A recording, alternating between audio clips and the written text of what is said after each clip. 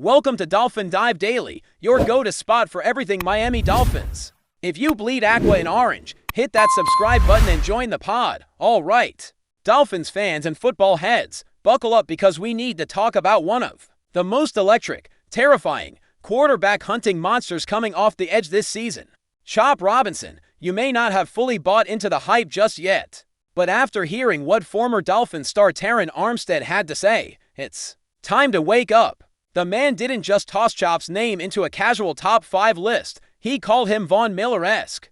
That's right, Von freakin' Miller. A first-ballot Hall of Famer known for bending time and space off the edge, and Armstead, who's faced just about every freak in the league, isn't one for hyperbole. So when he drops that kind of praise on a second-year edge rusher, you listen. Because what Chop Robinson did in the second half of last season wasn't just impressive. It was downright horrifying for offensive coordinators and quarterbacks everywhere. Let's start with context. Armstead was on NFL Network's Good Morning Football, just casually naming his top nightmare pass rushers. And tucked between stars and future All-Pros, boom, there's Chop Robinson at number 4.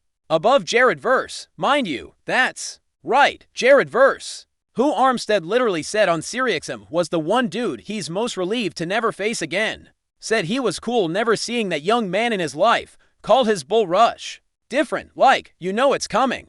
You brace for it, and it still wrecks your world. And yet, Chop Robinson ranked higher. Let that sink in. Armstead didn't need to make that comparison. He chose to, so either he's lost his mind, or Chop is about to explode onto the scene in a way we haven't seen in a long time now.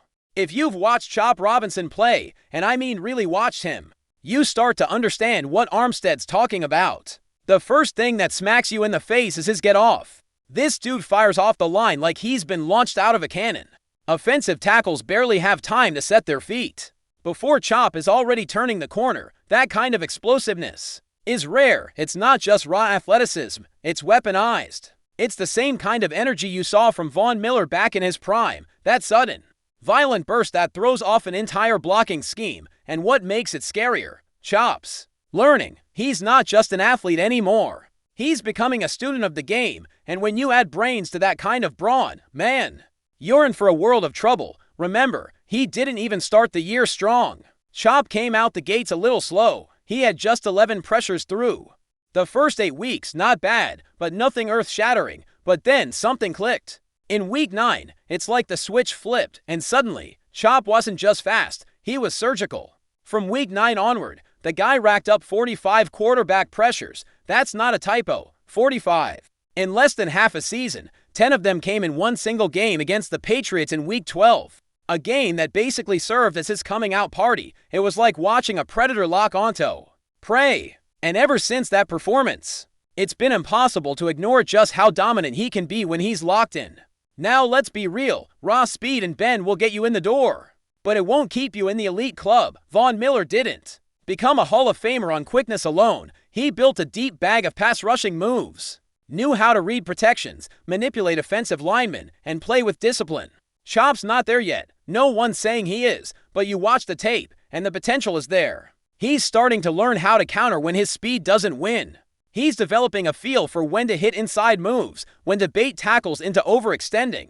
He's picking things up fast. And that's terrifying for every offensive coordinator he's going to face in 2025 and beyond.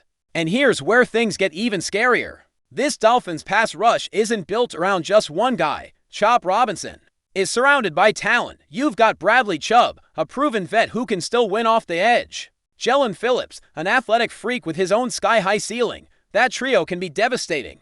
Offenses can't double all of them. They just can't. So while Chubb and Phillips are drawing attention, Chop's gonna get more one-on-one looks than he probably should, and that's where he feasts. If he keeps developing his pass rush plan and stays healthy, there's a legitimate path for him to hit double-digit sacks this season. Maybe not leading the league just yet, like Armstead hinted, but you can see the writing on the wall. This dude is climbing fast. What sets Chop apart isn't just his skill, it's his ceiling. He's not even close to what he can be, and he's already drawing comparisons to one of the greatest edge rushers of all time. Think about that. He's in just his second year. Most guys are still figuring out where the bathroom is at the team facility in year 2. But Chop, He's already striking fear into the league's top offensive linemen. There's a level of natural talent you just can't coach, and he's got it in spades. That elite get-off, the flexibility to dip under blockers without losing speed, the hunger to learn, those are traits that separate the good from the elite. And if he keeps trending the way he has since last November, we're going to be talking about Chop Robinson a whole lot more on Sundays, and I get it. Some of you are skeptical. It's just one strong half season. Right. Happens all the time. One guy gets hot, and we crown him the next big thing, but this feels different. This feels like the beginning of something real. The production matched the tape, the trajectory is up, and the people closest to the game, like Armstead, aren't shy about sounding the alarm. It's not just hype, it's informed respect.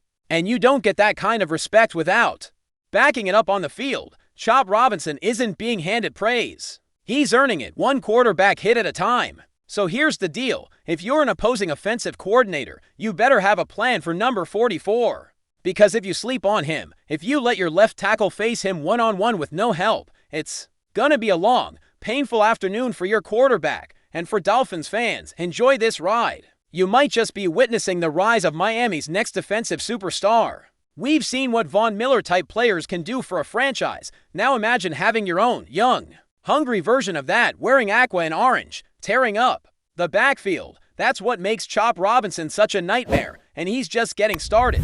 Still with us? Then show some love. Hit that like button and let us know in the comments, what's your take on the Fins this week? It started as a whisper inside the Miami Dolphins training facility, but now it's quickly snowballing into one of the most talked about stories of the offseason. According to multiple behind-the-scenes murmurs and unnamed team sources, star wide receiver Jalen Waddle has allegedly informed team staff that he no longer wishes to share the field with fellow receiver TYREEK Hill. The reason?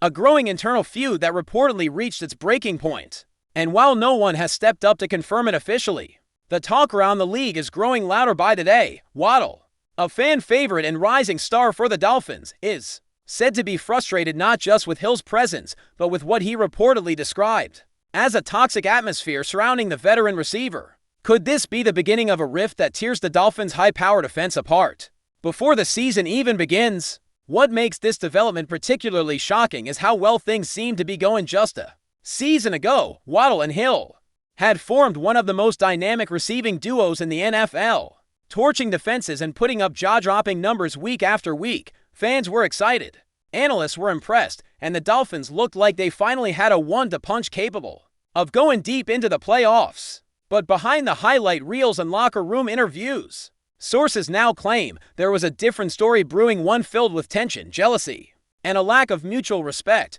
Waddle, who has remained relatively quiet on social media, has reportedly grown tired of what he sees as a spotlight-hogging, attention-seeking attitude from Hill.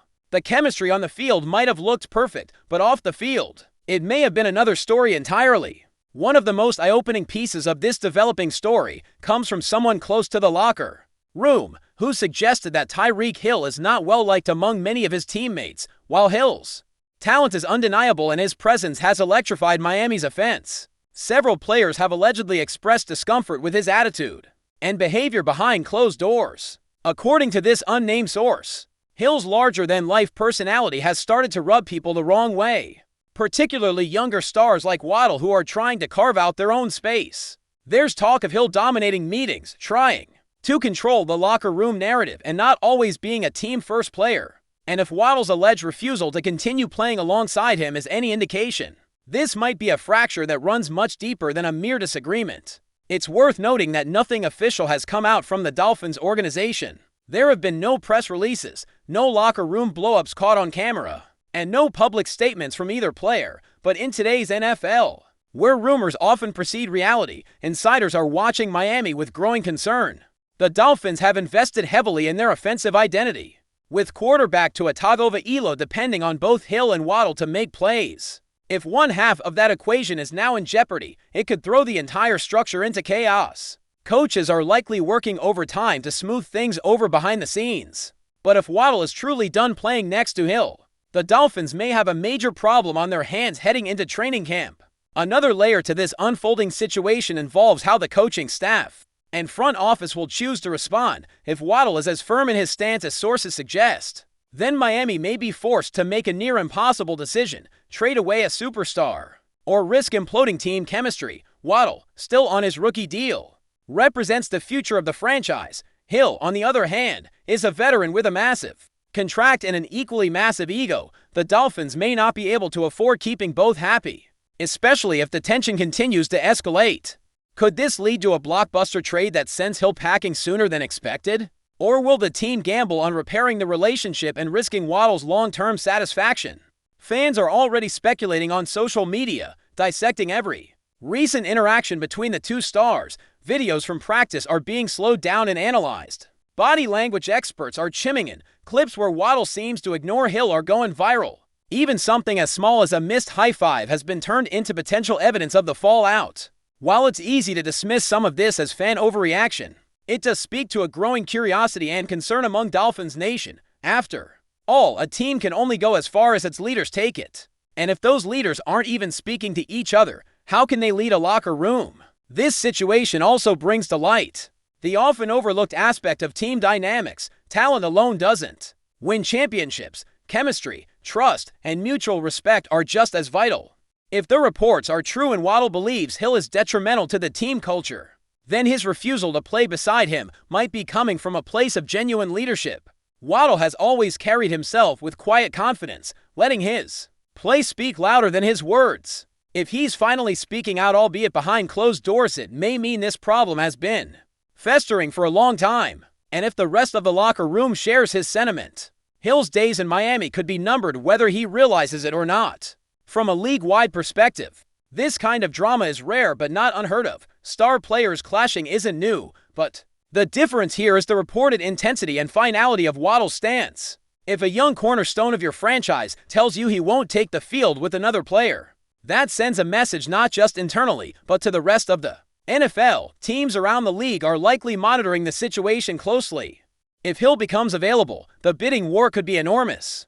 But at what cost to Miami's internal stability? The Dolphins might receive a haul in return, but they'd also be admitting that a locker room rift derailed one of the most exciting offensive duos in recent memory. As the Dolphins prepare for the upcoming season, the clock is ticking. Training camp is around the corner, and fans will be watching every move, every soundbite, every post. If Waddle and Hill don't appear together on the field, the rumors will only grow stronger. If the team continues to stay silent, it might be because the problem is bigger than they're willing to admit publicly. And if Waddle truly holds firm on his stance, then the Dolphins will have to choose between two elite talents. One way or another, this story is far from over. It might just be the beginning of a turbulent chapter for a team that once looked ready to contend for a Super Bowl. So for now, all we have are rumors, whispers, and second-hand accounts, but where there's smoke, there's often fire. Jalen Waddle potentially refusing to play alongside Tyreek Hill is more than just a locker room spat. It's a warning sign. A team with championship aspiration can't afford division. And as this story continues to develop, fans and insiders alike are left wondering whether the Dolphins can put the pieces back together before everything falls apart. One thing's for sure, all eyes are now on Miami. That's a wrap for today's dive. If you're loving the content, share it with a fellow Dolphins fan, hit subscribe, and turn on notifications so you never miss a splash. Fins up.